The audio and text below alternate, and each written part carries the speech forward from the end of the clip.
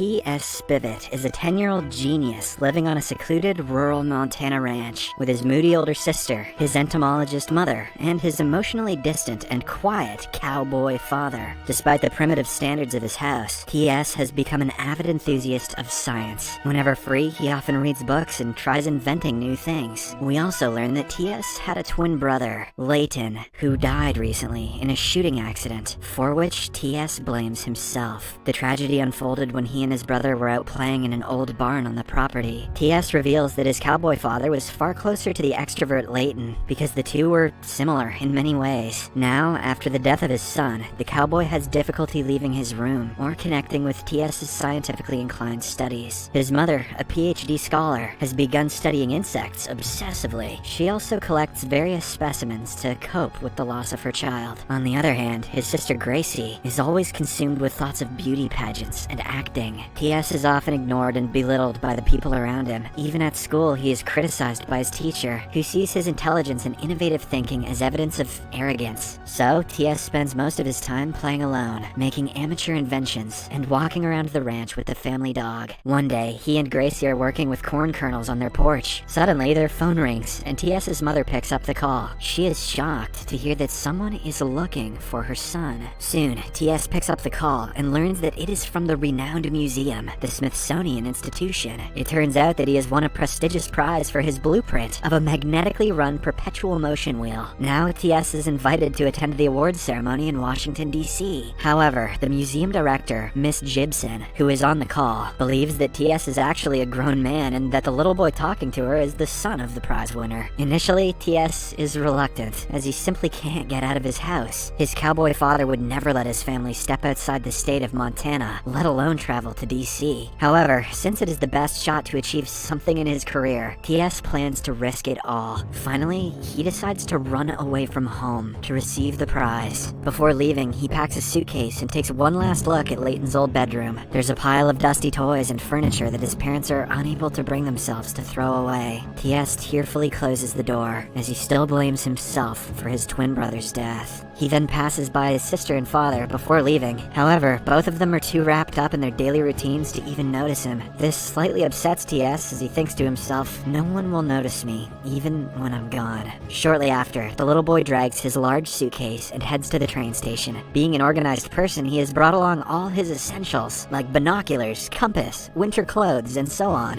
However, at the train station, T.S. realizes that he is a bit early. So, to speed things up, he climbs up a traffic sign and puts the stop signal on. The plan works, and just after a few minutes, a train shows up. T.S. excitedly boards it with his big suitcase, but unfortunately, a couple of authorities notice him. Realizing that he doesn't have a ticket, they begin chasing him mercilessly. But our little genius manages to climb up a tower and successfully makes it to the train below. Soon, the vehicle begins moving, and T.S. finally evades the authorities. Not only is he a scientist, he's also a chef. He knows how to smoke bacon. On the way, he makes himself comfortable in one of the rail cars, where he plays and imagines that Layton is still there with him. This shows how much he misses his late brother. Next, the train makes a stop at Wyoming, and the guards at the station begin to examine the vehicle. Realizing this, T.S. hides in an auction show camper vehicle that's being transported. However, the guard is suspicious, so he decides to check the camper vehicle. Inside, we see that there's a life-sized cardboard stencil of a family eating dinner. T.S. pretends to be one of the cardboards, so the guard looking in thinks he's just part of the art. After the narrow escape, T.S. realizes that he needs to be careful, so he opts to sleep inside the camper. However, when the train comes to a halt, he decides to head out in search of food. T.S. soon meets a drifter named Two Clouds, and the duo starts chatting. In the next scene, Two Clouds invites the boy into his trailer and tells him an inspirational story of how a bird reached its destination despite facing many ups and downs. The old man then provides T.S. with some change so that he can buy some food for himself. Next, T.S. goes to a nearby takeaway shop and orders hot dogs. This is the first time he is going to eat fast food in his whole life. It turns out his cowboy father is so religious that he never allowed any food products that didn't come from their farm. This makes the hot dog even more special for T.S., probably more disgusting too. But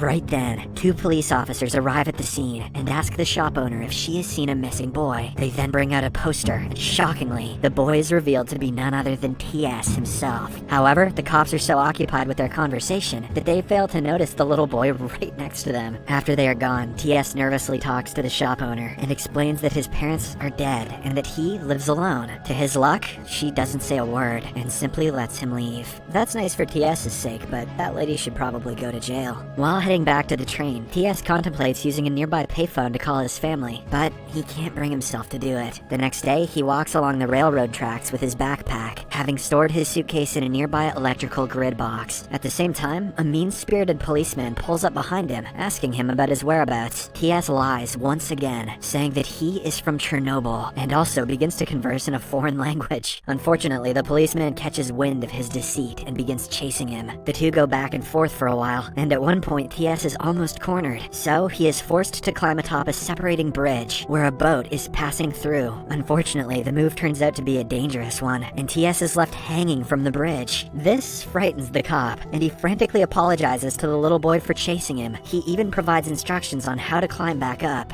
Thankfully, TS, being an intelligent boy, uses the laws of physics to his advantage and eventually reaches safety. However, during the struggle, he injures his ribs, causing him immense pain. To make matters worse, his compass and favorite sparrow skeleton that he brought along are also destroyed. Heartbroken, TS throws both of his belongings into the river. He then heads to the highway and attempts to hitchhike a ride. Almost every vehicle ignores him, but a friendly trucker named Rick stops and pulls him up. It turns out, Rick usually offers rides to people, which becomes evident when he showcases his collection of photographs with them. There's a red flag if I've ever seen one. Later, as the two are talking, Rick realizes that the young boy is badly injured near the chest, so he advises TS to visit a doctor soon, but the latter says he is fine. TS is still scared that he will be discovered by the authorities and sent back to his family ranch in Montana. After Rick drops him off in Washington, TS finally makes it to the Smithsonian Institution. There, he is greeted by two receptionists who don't believe him to be T.S. Spivet, the winner of the prestigious award. Nonetheless, they summon Miss Gibson, the director of the institution. Sometime later, she arrives and gets shocked to see a little boy claiming to be the famed scientist. However, the genius lad proves her wrong by describing his invention from scratch. He also talks about his various other scientific modules that he is currently working on. Amazed by his vision and speaking ability, Miss Gibson finally believes that he is the real T.S. Spivet. As the two get lost in their conversation, T.S. once again lies that he is an orphan. Miss Gibson, who only cares about his talent, immediately buys it. Later, she takes him to a hospital and gets him checked. Miss Gibson also insists on being his new guardian, assuring that she will take care of all his needs. But in reality, she simply wants to bask in his spotlight. T.S. is too naive to understand this, so he agrees. He then asks her to accompany him to the conference, where he will be given the prestigious Baird Award for his invention. In the next few days, Miss Gibson does take good care of T.S., but she also starts becoming possessive. One day, she even has his brain examined to see what's really inside this young lad's head. Once the results are out, the doctor reveals that the boy's brain functions very normally. In fact, he is no different than other children. However, this only offends Miss Gibson, and she scolds the doctor, calling her unqualified. Following this, we are taken to the awards ceremony, where Miss Gibson has T.S. on her toes. She dresses him up and instructs him to act and behave in certain ways that are favorable for her job. Basically, the director is only trying to gain the limelight for herself. T.S. sits at a table alone during the conference, while Miss Gibson talks to other attendants about how she has been taking care of him ever since he became an orphan. The guests are equally enthralled and excited to meet a 10-year-old boy who made such a breakthrough invention in science. Suddenly, the little boy is swarmed by a crowd of admirers. They begin to congratulate him with big, cheerful smiles, but T.S. knows better. He thinks that these guests are just faking it because he knows the exact mathematical calculation that makes up a real, happy smile. In the next scene, the organizer of the show congratulates the young lad for his discovery and calls him over to the stage. T.S. slowly makes it to the podium, but remains silent for a while. He then nervously introduces his background and extends his gratitude to the attendees who are present there to see him. Once he gets the hang of it, T.S. becomes more confident, and he ends up talking about his dead brother. He finally reveals how his brother died because of his mistake. It turns out that on that fateful day, the two brothers were experimenting with a gun inside the barn. T.S., being a science geek, wanted to test the velocity of a bullet, while later Layton simply wanted to shoot. They agreed to help each other out, but at the last second the gun jammed. TS tried to check it, and without pulling the trigger, he ended up shooting his brother, killing him instantly. After concluding the story, TS sobbingly admits that nobody ever talks about Layton anymore, as if he never even existed. Even the audience is brought to tears by the sad story. Surprisingly, unbeknownst to TS, his mother is also present in the audience, having driven to Washington to find him. Later, the boy is prepared to appear in a sensationalist talk show. Miss Gibson, who acts as his representative, sits behind in a guest room and watches the interview. Back in the live show, the host initially inquires TS about how his invention came to be. The latter tries to give some scientific background, but he is always cut short by the host, who is only interested in keeping the show going. The host then begins to slowly divert the topic to TS's brother, since it will give the show a lot of TRP. However, Miss Gibson was aware of this, so she had already advised TS to not delve into the emotional topic. The young boy does as he is instructed. Suddenly, TS's mother interrupts the interview and shocks everyone. In particular, Miss Gibson is enraged, as she now can't be in charge of the boy anymore. The mother tearfully apologizes to TS, saying she should have been more present for him. She also tells him that Layton's death wasn't his fault, and hearing this, the little boy finally gets some closure. He then hugs his mother happily, and the two leave the interview. However, backstage, a drunk Miss Gibson starts hurling obscenities at the little boy. This infuriates his mother, so she punches the selfish woman and calls her out for taking advantage of her young son. Hell yeah! While all of this is happening, the show host continues to go live with his set members. He insists the mother and son give a little time and continue the interview from earlier. Unfortunately for him, TS's cowboy father arrives on the scene and knocks him out with a solid punch. After this, the family happily returns home. In the final scene, in a monologue, TS reveals that his mother just gave birth to a new baby. The young genius puts his skills to the test and invites an even better perpetual motion machine than the last one. This machine is now used to rock his new infant sibling's cradle on the front porch. As the movie ends, TS's sister Gracie is preparing herself for the upcoming Miss Montana contest.